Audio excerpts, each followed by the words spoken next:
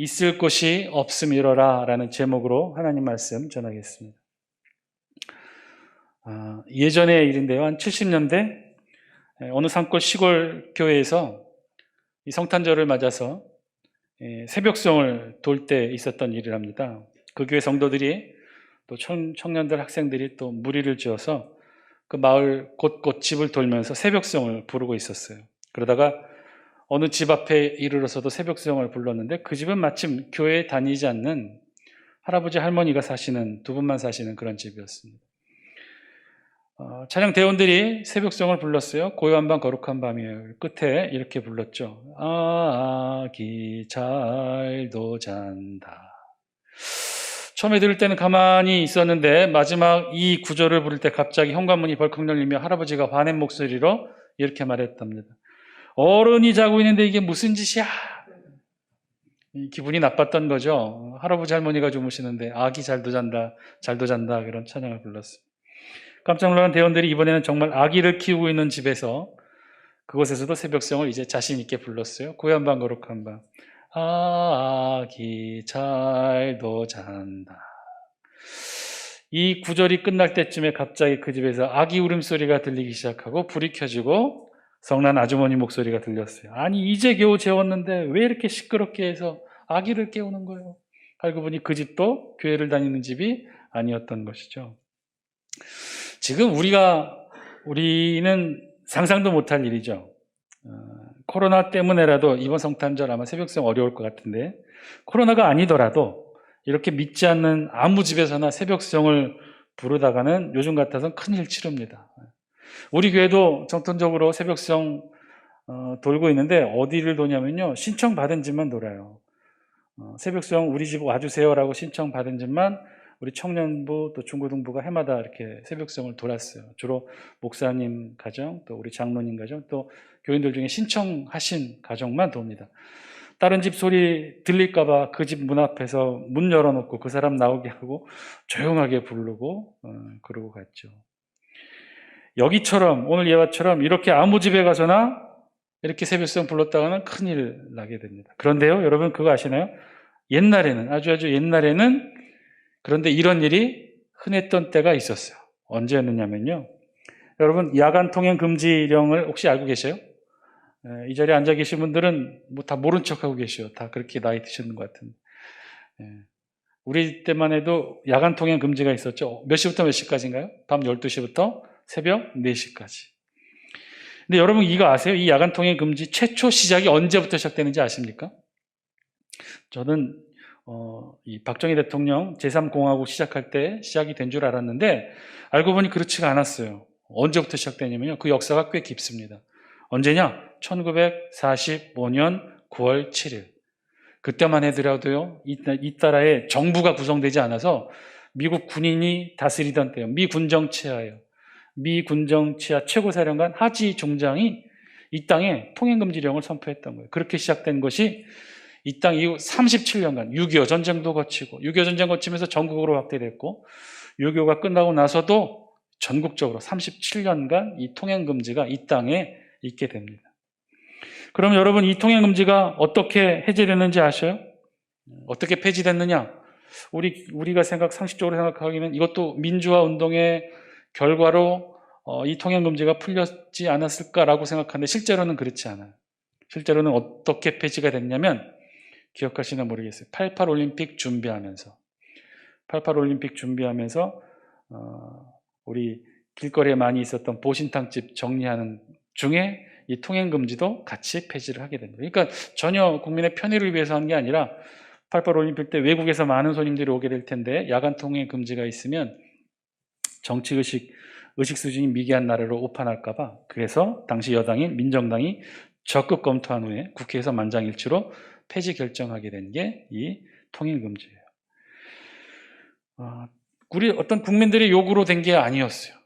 심지어 어떤 일이 있었냐면요. 당시에 데모가 참 많았었죠. 학생들이 데모를 많이 했어요. 민주화 요구를 위해서 데모를 많이 했어요. 그래서 그 데모를 막는 시위경찰을 향해 학생들이 어떻게 했냐면 돌도 던지고 화염병도 던졌잖아요. 그런데 재밌는 것은 딱 12시가 넘어가게 되면 이 시위대를 막는 경찰이 싹 사라지고 곳곳을 방범대원들이 돌아다녀요. 통행금지 위반자들을 잡는 거예요. 그러면 바로 직전까지 시위대를 경찰을 향해 돌과 화염병을 던졌던 대학생들이 방범대원들이 부르면 머리 숙이고 달려가요.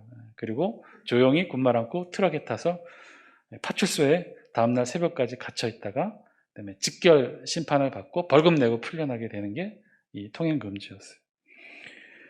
국민들이 반대하거나 그러지 않았다는 거예요. 재밌는 것은 오히려 통행금지 폐지 결정을 내릴 때 국민들이 오히려 폐지를 하지 말자는 반대 의견도 있었대요. 주로 누가 반대를 했을까요? 여자들이. 왜 반대했을까요? 남편들의 귀가 시간이 늦어질까 봐. 또 남편들이 술 먹고 들어오는 날수가 더 많아질까 봐. 자, 그렇게 통행금지가 이 땅에 있었던 게 37년간이에요. 37년간. 일제 지배보다도 더 오랜 시간들을 우리는 야간 통행금지 시간을 함께 했었던 시대를 겪어왔죠. 마치 신데렐라가 된 것처럼 12시가 넘으면 다들 집으로 갔어요. 그런데요, 여러분, 그런 통행금지도요, 통행금지가 있었던 37년 가운데 딱 1년에 딱 한 번 통행금지가 풀리는 때가 있었어요. 언제일까요? 크리스마스 이브하고 또 한 날이 더 있었어요. 12월 31일 제아의 종소리가 울리던 날. 1년에 딱 이틀간만 자유를 누리는 때가 있었죠. 바로 성탄절날, 특히 이 성탄절날은요, 젊은이들뿐만 아니라 어린 꼬마들도, 특별히 교회 청년들이 그래서 새벽까지 집집마다 노래 부르며 이 새벽성을 부르면서 다녔다는 거예요. 믿지 않는 집까지도 다 도울 수 있었어요. 왜냐하면 그때는요, 이 새벽에 들려오는 이 찬송소리가 일종의 통금 해방의 상징처럼 여겼기 때문에 많은 사람들이 받아줬다는 거예요. 기독교인이 아니어도 새벽성 도는 아이들을 관대하게 받아줬다는 것이죠. 얼마나 신기하고 좋았겠어요. 평생을 밤 12시가 되면 집으로 돌아가서 새벽 4시까지 꼼짝없이 갇혀 있어야 되는데 그날만큼은 자유를 누리게 됐던 거죠. 이날은 그래서 정말 축제였어요. 저도 기억하는 게 한번 명동에 한번 간 적이 있었는데 사진 한번 보여주실래요? 이 성탄절 전날 명동성당 이 저녁이 될 무렵인데요. 그 명동 거리를 가면요, 저래요. 그래서 내가 가고 싶은 방향으로 갈 수 있는 게 아니에요. 사람들이 가는 방향으로 이렇게 떠밀려 가게 되는 게 바로 전날이었어요. 그런데 아쉽게도 이제 앞으로는 이런 모습 볼 수 없게 될 것 같습니다. 대신에 이제는 최근에 신문 기사 보니까 이런 기사들이 나오고 있네요. 동아일보 12월 10일자 기사인데요. 기사 제목이 이래요. 선물 대신 치료제 찾아주세요. 산타에게 보내는 미 어린이들 편지.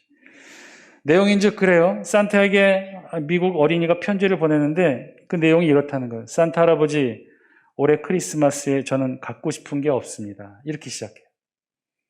다만 코로나 바이러스 치료제를 찾아주셔서 저희 가족과 이 세계를 구해주세요. 이게 뭐냐면요. 미국에는 해마다 연말 12월 달만 되면 이 우체국 직원들을 중심으로 이 캠페인을 벌여요. 전국에 있는 초등학생들에게 산타에게 편지 쓰게 해서 그 편지 수신자가 우체국 직원들이 받아서 일일이 받아보고 거기에 답장을 다 해주는 캠페인을 매년 해왔대요. 그래서 그 중에 재미있는 감동적인 사연들은 언론에 공개해서 소개도 하고 그랬는데 올해는 저런 내용이 소개된 거죠.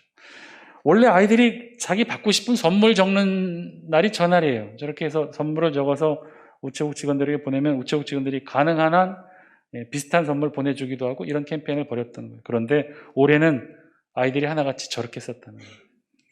산타 할아버지 올해 크리스마스에 저는 선물을 갖고 싶은 게 없어요.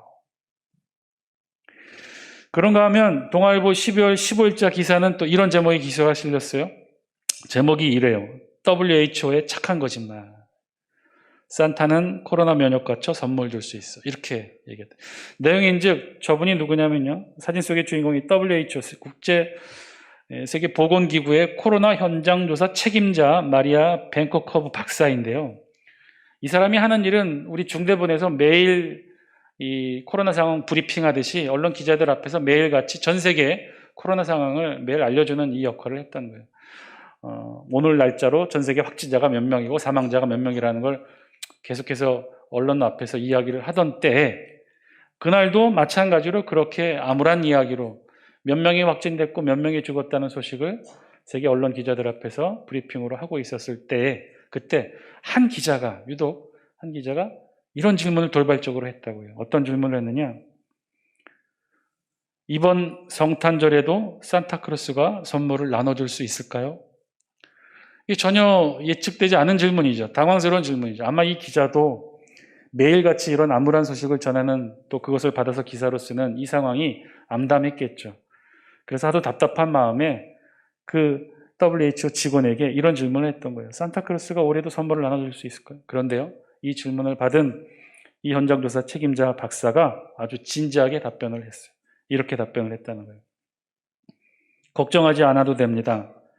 비록 우리의 산타클로스가 고령이지만 그는 코로나 바이러스의 면역을 갖췄다고 알려져 있어요. 얼마 전에 산타클로스와 짧은 대화를 나눴는데 그와 그의 아내가 아주 건강하고 현재 매우 바쁘게 활동 중이라는 이야기를 들었어요. 그래서 전 세계의 각국 지도자들에게 협조를 요청합니다. 산타클로스가 전 세계의 영공에 자유롭게 진입할 수 있도록 세계 각국의 정상들이 검역 조치를 완화해 어린이들에게 선물을 줄 수 있도록 길을 열어주시기를 적극 협조를 당부한다라는 말로 성명을 발표하기도 했다는 거예요. 암울하죠. 암울합니다. 그렇게 우리가 성탄절을 기다려왔지만 올해는 그 어느 때보다도 우울하게 이 성탄절을 보내게 될지도 모르겠어요. 그런데 여러분 그거 아십니까? 우리가 그렇게 행복하게 즐겁게 기다리고 보내왔던 성탄절, 올해는 코로나로 인해 많이 우울하게 보내야 될 이 성탄절. 그런데 사실은요, 우리 성경에서 증거하고 알려주고 있는 2000년 전의 성탄절, 첫 번째 성탄절의 모습도 그렇게 기쁜 날만은 아니었다는 거예요. 오늘 성경이 기록하고 있는 첫 번째 성탄절, 예수 그리스도께서 이 땅에 오신 날의 모습은요, 그야말로 암울하고 우울했어요. 우리 다 함께 누가복음 2장 10절 말씀 영상을 통해 같이 한번 읽어볼까요? 10절입니다. 시작. 천사가 이르되 무서워하지 말라. 보라, 내가 온 백성에게 미칠 큰 기쁨의 좋은 소식을 너희에게 전하노라.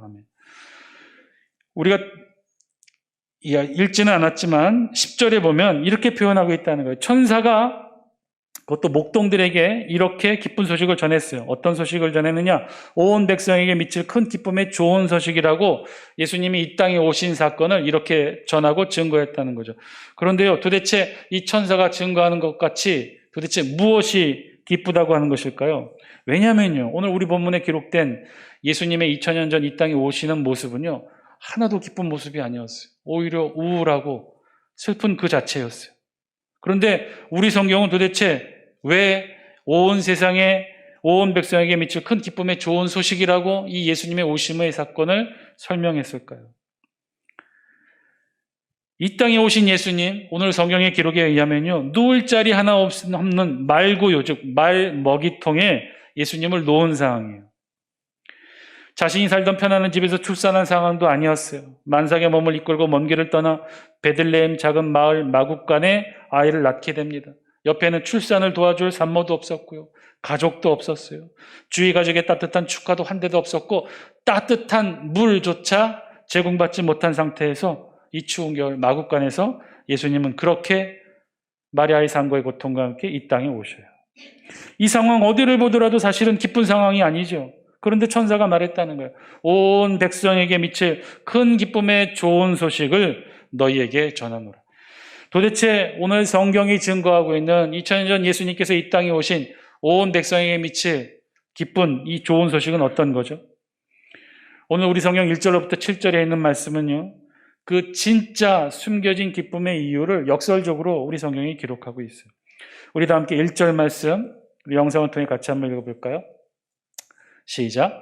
그때 가이사 아구스도가 영을 내려 천하로 다 호적하라고 하였으니. 첫 번째, 성탄절이 진짜 우리에게 참된 기쁨의 날이 되는 이유. 우리 눈으로 보기에는 암울하고 암담하지만 그 속에 진짜 기쁨의 이유가 담겨있는 첫 번째 이유는요, 이 날이 2000년 전 이 땅에 예수님께서 오신 바로 그 날이 하나님의 섭리로 만들어진 날이라는 것이에요. 여러분, 원래 요셉의 고향은 어디죠? 요셉의 살고 있는 곳은요, 어디냐면 갈릴리 호수 바로 옆에 있는 작은 지방도시, 북쪽 변방 끝에 있는 작은 지방도시 나사렛이었어요. 이 나사렛에 마리아와 함께 이 요셉은요, 나사렛에서 이 잉태한 아이 출생을 준비하고 있었어요.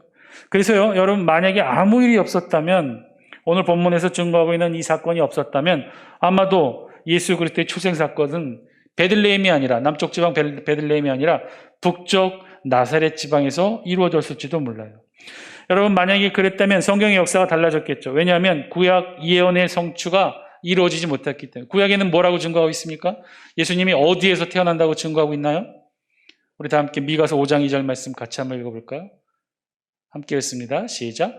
베들레헴 에브라다야, 너는 유다 족속 중에 작을지라도 이스라엘을 다스릴 자가 내게서 내게로 나올 것이라. 그의 근본은 상고의 영혼에 있느니라. 구약성경 미가서 5장 2절에는요, 예수 그리스도 메시아께서 이 땅 가운데 오시게 될 텐데 어디에 온다라고 기록하고 있습니까? 베들레헴 에브라다야. 에브라다야는 에브라시라고 하는 베들레헴의 또 다른 지명 이름이에요. 그러니까 똑같은 베들레헴 지명을 가리킵니다. 베들레헴이라고, 우리 구약성경에 예언된 예수님의 출생 장소는 베들레헴이라고 예언하고 있죠.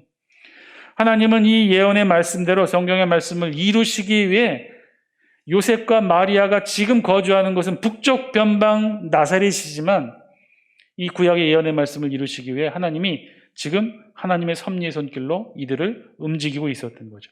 그 첫 출발이 바로 우리 본문 2장 1절에 있는 말씀으로부터 시작한다는 거예요. 2장 1절 말씀 보면 그때 가이사 아구스토가 영을 내려 천하로 다 호족하러 하였다라고 명령을 내렸다는 것이죠. 누가 천하의 호족 명령을 내렸느냐? 이 가이사 아구스토가 내렸다는 거예요. 가이사 아구스토. 가이사라는 말은요, 시저, 케사르, 시저를 가리킵니다. 우리 신앙의 선배들이 발음이 안 돼서 가이사라고 발음을 했던 것이고, 아구스도는 누구를 가리키냐면, 그래서 로마 황제 아구스도를 가리키고, 아구스도는 아우구스투스의 우리말 1930년대식 우리말 발음이기도 해요. 그리고 이 아우구스투스의 황제의 본명은 옥타비아누스입니다. 옥타비아누스는요, 정치를 너무나 잘했던 이 로마 황제 오현제, 아주 잘 다스렸다고 하는 지혜로운 황제들 중에 단연 손꼽히는 인물이에요. 그런 옥타비아누스 황제가 지혜롭게 정치를 잘했기 때문에 원로원이 그에게 이름을 헌사했어요. 어떤 이름을 헌사했느냐? 그 친구가 바로 아우구스투스. 뜻은 위대하고 고귀하며 지극히 숭배받는 그런 존귀한 이름의 단어의 뜻이에요. 자, 이 아우구스투스 황제가, 그것을 우리 성경은 그래서 가이사 아구스토라고 표현한 것이고요. 그 부여받은 칭호답게 그는 정말 정치를 잘했어요. 정말 탁월하게 많은 정책들을 추진해서 잘했는데, 그 중에 하나는 어떤 것이냐면 로마 제국, 자신들이 지배한 전 로마 제국 전역에 지방자치를 어느 정도는 인정해 줬다는 사실이에요. 로마의 큰 법에 저촉되지 않는 한 지방의 각자의 고유한 지방자치, 문화, 전통을 존중해 주고 인정해 주었다는 거예요. 이러한 통치로 인해 그가 다스리는 동안 이후 로마 제국은 커다란 평화를 누립니다. 그 평화를 일컬어 팍스 로마나라고 그렇게 표현하기도 하죠. 자, 이러한 그의 자신감의 발로로 이 로마 황제 가이사 아구스토는요, 특별한 명령 하나를 내려요. 어떤 명령을 내리느냐? 오늘 우리 성경 1절에 있는 말씀처럼 로마 제국 전역에 인구조사 명령을 내렸다는 거예요. 바로 하나님 자신도 모르는 사이에 하나님의 섭리의 손길로 구약 예언 미가서 5장 2절 말씀에 예언의 성취를 이루는 일이 되었던 거죠. 로마 황제 가이사 아구스토는요, 이 인구조사 명령을 무엇 때문에 했냐면 하나님의 예언의 말씀을 이루기에 요셉과 마리아가 나사렛에서 낳는 것이 아니라 베들레헴에서 출생 조건을 만들기 위해 명을 내린 게 아니에요. 무엇 때문에 이 가이사 아구스토는 이 인구조사 명령을 내렸느냐? 세금 징수였어요. 정확한 세수 확인을 위해 인구조사를 실시했던 거예요. 그런데 기본적으로 로마 제국의 인구조사의 방법은요, 기본적으로 자신들의 거주지에서 인구조사를 합니다. 실제 그랬겠죠. 중요한 이유가 세금 징수 때문에 인구조사를 하는 거니까 그 사람이 실제 거주하는 거주지에서 인구조사를 받으면 돼요. 그곳에서 자신의 가족과 자신의 이름을 적어서 아주 간단한 방법으로 인구조사를 할 수가 있었어요. 그런데 여기에 또 한번 하나님의 섭리의 손길이 나타나죠. 어떤 거예요? 이 간단한 로마의 인구조사 명령에 누가 반대를 하느냐? 유대 지방자치정부가 반대를 했어요. 왜 반대를 해요? 유대는요, 철저하게 12지파의 연합체라고 그랬어요. 12지파로 소속되어 있단 말이에요. 그러니까 유대 백성들은 자신이 유대 백성 이전에 이미 무슨 지파 소속임이 중요한 의미를 갖는 사람들이에요. 그래서 이들이 인구조사를 할 때는 반드시 어떻게 하느냐? 출생지, 원지역 출생지.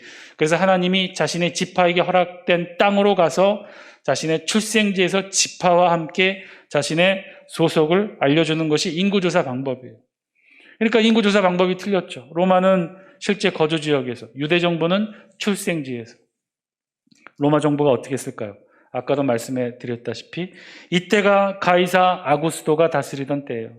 그러니 지방 자치를 어느 정도 인정해 주었기 때문에 큰 문제가 되지 않는다고 생각하여 유대 정부의 방법대로 거주지 인구조사가 아니라 출생지 인구조사로 허락하게 됩니다. 그래서 요셉과 마리아는요, 그래서 나사렛이 아닌 베들레헴으로 향하게 됐던 거예요. 우리 다 함께 4절 말씀 우리 같이 한번 읽겠습니다. 4절입니다. 시작. 요셉도 다윗의 집 족속이므로 갈릴리 나사렛 동네에서 유대를 향하여 베들레헴이라 하는 다윗의 동네로. 그래서요, 이 요셉과 마리아가 실제 거주하는 지역은 갈릴리 북쪽, 변방 북쪽에 있는 조그만 나사렛이라는 지방 도시였다고 그랬잖아요. 그런데 이 요셉의 출생지는 어디였냐면 저 남쪽 끝 예루살렘 옆에 베들레헴이라고 하는 조그만 지방 도시였어요.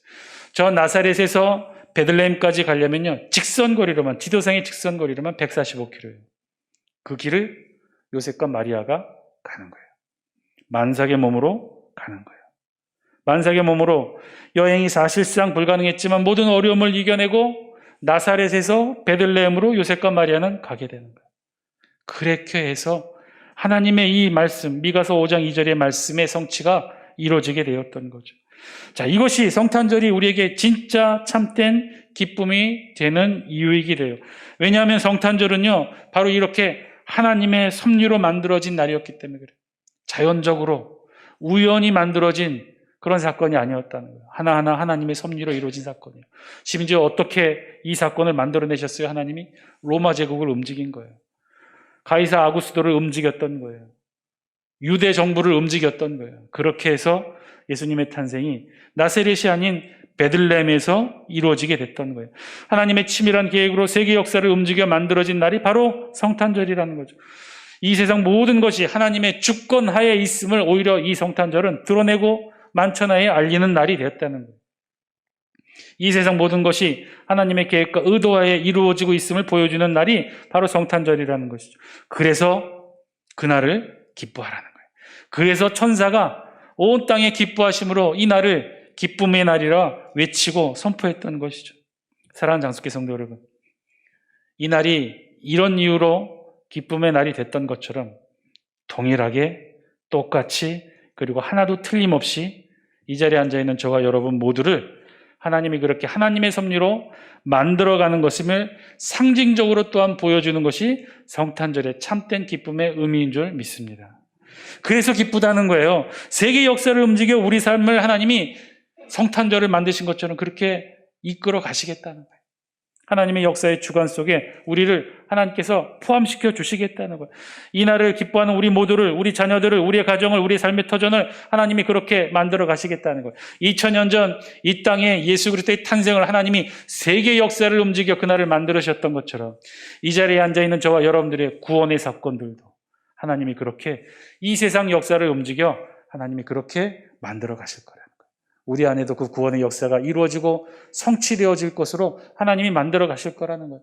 우리에게도 오래전에 약속하셨던 거 하나님의 말씀이 우리의 삶과 생애 가운데 성취될 수 있도록 하나님이 그렇게 만들어 가실 것을 약속하고 상징으로 선포하는 날이 바로 성탄절의 의미라는 거예요. 그러니 성탄절이 우리에게 기쁨이 되는 날이라는 거예요. 그저 단순히 2000년 전에 예수님께서 이 땅에 오신 사건만으로 기쁨이 되는 것이 아니라 그날을 하나님이 만드셔서 이루셔서 구원의 기쁨으로 만드신 것처럼 오늘날 이 시대를 살아가고 있는 저와 여러분들에게도 우리 각자에게도 구원의 기쁨을 하나님이 그렇게 만들어 가신다는 거예요. 그래서 여러분들 이 날을 기뻐하시는 여러분 되시길 바랍니다. 특별히 올해 코로나로 인해 위축되고 우울하고 암울하게 보낼 수밖에 없겠지만, 그런데 그 내용은 또한 전혀 다르다는 거예요. 어쩌면, 정말 이런 표현 조심스러운데, 정말 어쩌면 우리가 이렇게 어려움을 겪는 것도 하나님의 커다란 섭리와 하나님의 계획과 의도된 그런 뜻인지도 몰라요. 하나님이 이 일을 통해 우리를 어떻게 구원의 역사로 만들어 가실지 몰라요. 우리의 눈에는 지금 암울하고 암담해 보이지만 함께 모여 기뻐 찬양할 수가 없는 조건과 환경이 되어 있지만, 그런데요, 이것이 오히려 우리에게는 또 다른 기회가 되고 또 다른 기쁨이 되고 또 다른 은혜와 역사가 되는 줄 믿습니다. 왜요? 하나님이 만드시는 날이니까. 세계 역사를 움직여 이 세상 한가운데 베들레헴 작은 도시에 하나님이 구원의 사건을 만드셨던 것처럼 저와 여러분들에게도 그렇게 하나님이 역사하셔서 구원으로 이끌어 가실 거예요. 일으켜 주실 거예요. 이 사실을 성탄절을 맞이하는 저와 여러분, 이 땅 가운데 우리도 같이 외칠 수 있게 되길 바랍니다. 우리 자녀들에게 알려주고요, 낙심하고 주저앉아 있는 우리의 이웃들에게도 알려줍시다.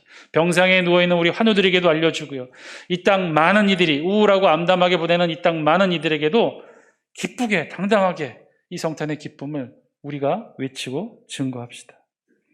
하나님이 그러면요, 하나님의 뜻대로 우리들의 삶도 그렇게 만들어 가실 줄 믿습니다. 우리 다 함께 5절 말씀 같이 한번 읽겠습니다. 5절입니다. 시작. 그 약혼한 마리아와 함께 호적하러 올라가니 마리아가 이미 잉태하였더라. 아멘. 우리 성경 5절은요, 이렇게 기록하죠. 그 약혼한 마리아와 함께. 여러분, 약혼한 마리아와 함께. 짧은 구절이지만 여기에 중요한 의미가 담겨 있어요. 첫 번째는 약혼했다는 것이죠. 여러분, 약혼이 무슨 뜻인가요? 결혼 전에, 아직 정식으로 결혼하지는 않았지만 결혼을 약속한 그 의미가 약혼이라는 것이죠. 여러분, 이 말이 무슨 말일까요? 요셉과 마리아는 바꿔 얘기하면 정식으로 결혼한 부부 사이가 아니라는 거죠. 맞아요. 요셉과 마리아는 아직 결혼한 상태가 아니에요. 정식으로 결혼한 부부 관계가 아니라는 거예요. 이 말의 의미인즉 정확하게는 정식으로 결혼하지 않은 정식 부부 관계가 아니므로 마리아는 요셉과 함께 인구조사에 응할 필요가 없었어요. 법적으로는 없었어요. 인구조사 안 해도 돼요. 요셉의 식구로 기록하지 않아도 돼요. 왜냐하면 결혼을 정식으로 하지 않았기 때문에. 설령 정식으로 결혼한 부부라 하더라도 여성인 경우, 이렇게 거주지와 출생지가 멀 경우에는요, 굳이 모든 식구들이 다 가서 출생지를 가서 신고하지 않아도 되는 게 유대법이에요. 남편, 가장만 가서 가족 전체를 신고할 수도 있었어요. 그럼에도 불구하고 지금 요셉은 마리아, 정식 부부도 아닌데 마리아를 데리고 베들레헴까지 145km를 간 거예요. 그것도 마리아가 어떤 상태예요? 만삭에 임신한 상태예요. 왜 그랬을까? 왜 이런 만삭에 임신한 마리아를 이끌고 요셉은 굳이 정식으로 결혼하지도 않았음에도 불구하고 식구들을 다 데리고 가지 않고 가족 대표만 가서 신고해도 됐음에도 불구하고 왜 그랬을까? 왜? 이유가 무엇이었을까? 학자들 추정에 의하면 요셉의 성품이 그러했을 것이라고 보기도 합니다. 왜냐하면 약혼은 했으나 아직 정식 결혼한 상태가 아님에도 불구하고 마리아가 잉태했잖아요. 임신을 했잖아요.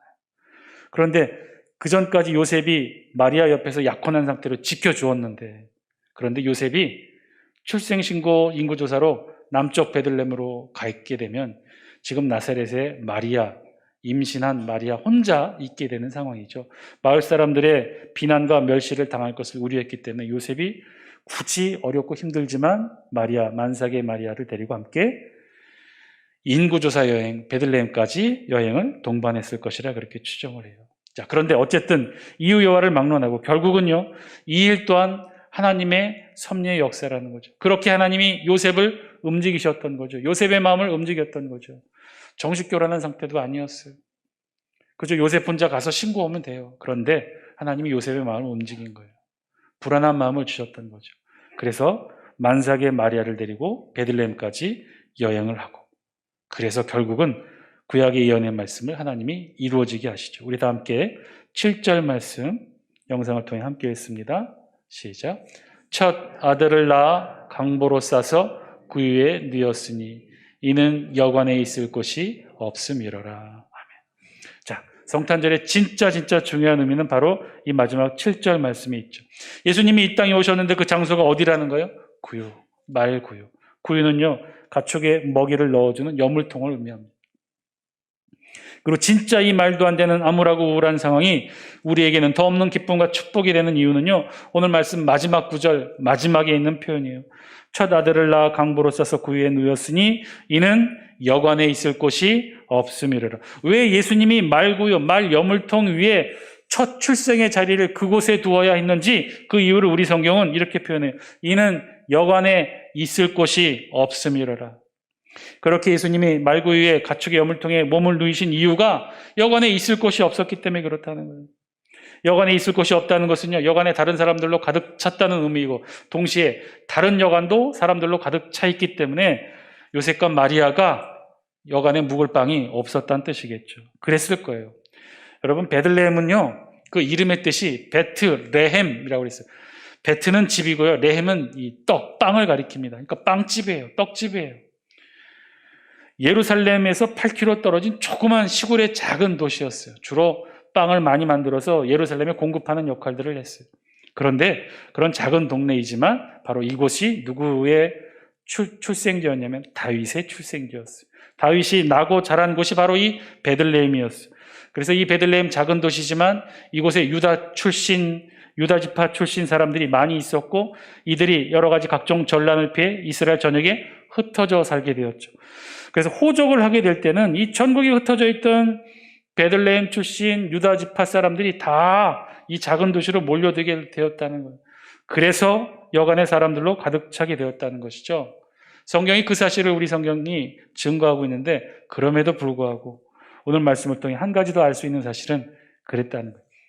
그 많은 여간에 사람들로 가득 차 있었지만 그 어느 누구도 만삭의 마리아와 요셉, 이제 만삭으로 출생할 수밖에 없는 그 해산하는 여인에게 방 하나조차 내줄 수 없는 지역이 바로 이 베들레헴 도시였다는 거예요. 우리 성경은 그 사실을 여관에 있을 곳이 없음이라 라고 표현을 했던 거죠.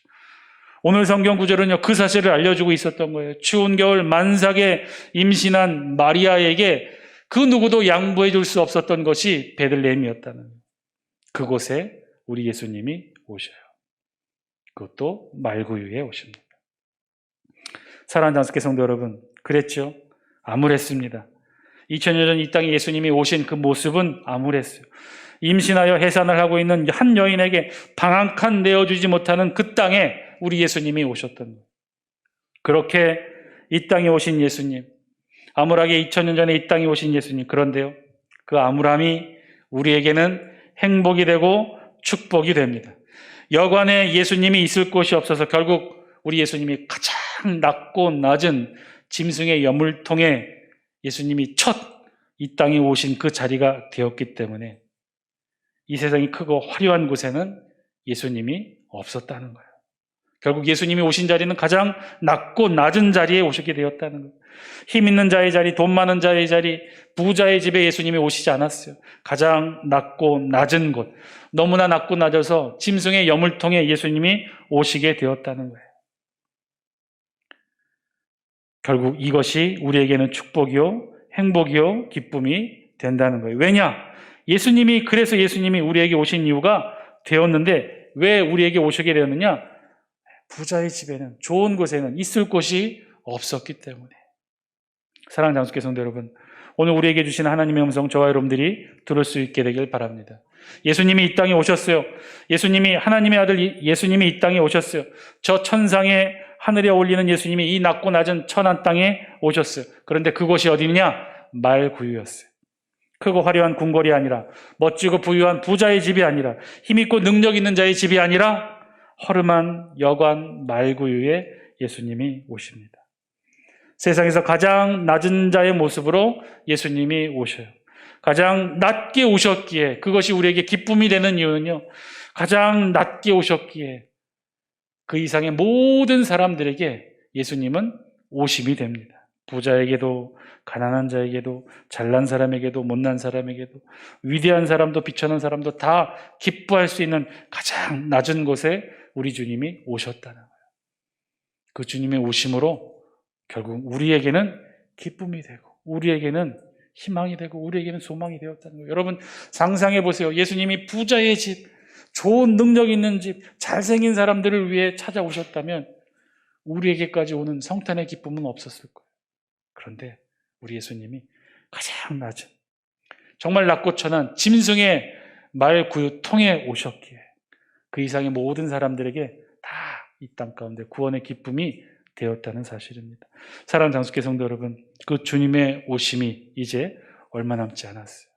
그 주님의 오심을 기뻐하고 사모하고 소망하고 기다리는 마음으로, 그리고 참된 기쁨의 의미를 암울하고 안담하지만 올해도 이 세상을 향해 외치고 선포하는 저와 여러분들의 복된 성탄절 되시기를 주의 이름으로 간절히 축원드립니다.